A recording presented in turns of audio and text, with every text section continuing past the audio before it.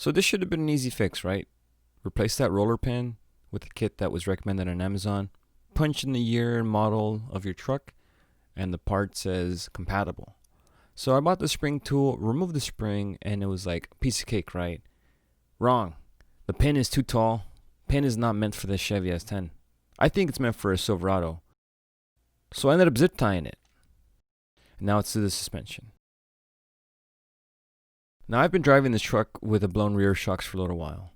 And after I got my truck running, I was like, if I'm going to drive it, I want to enjoy it. It has to be comfortable. I got to be able to enjoy it. Cool, so I bought the shocks. Straightforward. Take the tires off. Take the shocks off.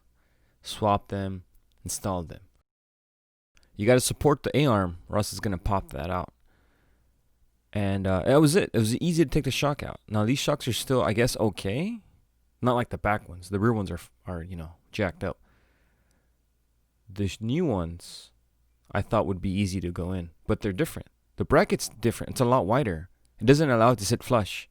And I'm not going to modify it just to get it to work. I figured, okay, the old one's going to go back on. I can't even swap that little pin because that diameter is different. Then the shock's taller. The new shock is taller than the old shock, and it's going to affect my ride height. So I decided to reinstall it and move on.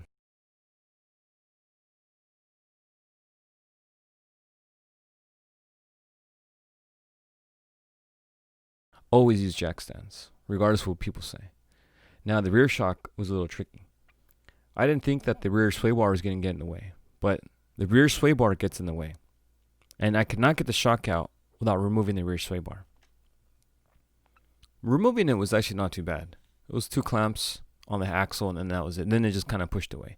The top mount of the shock was already removed. Now it was just the bottom that was getting stuck. The new shocks are shorter than the old shocks, which is awesome. It's going to help me with my ride height, and it's going to probably sit a little bit better. Either way, it's better than having taller shocks like the ones in the front. Installing them was a little tricky.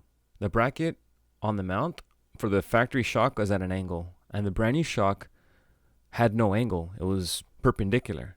So after bending it on the vise, I decided to continue trying to mount it.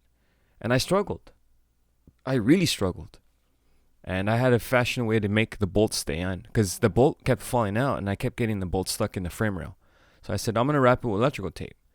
And different methods of electrical tape wrapping, jamming it in with tape on the threads, everything. And I continued to struggle. The only way to get it to work was using the quarter drive ratchet with a swivel, wrapped in tape, holding it in by the head, making sure the swivel doesn't drop the bolt. The tiny pocket at the very base of that sway bar is where the bolt kept falling into.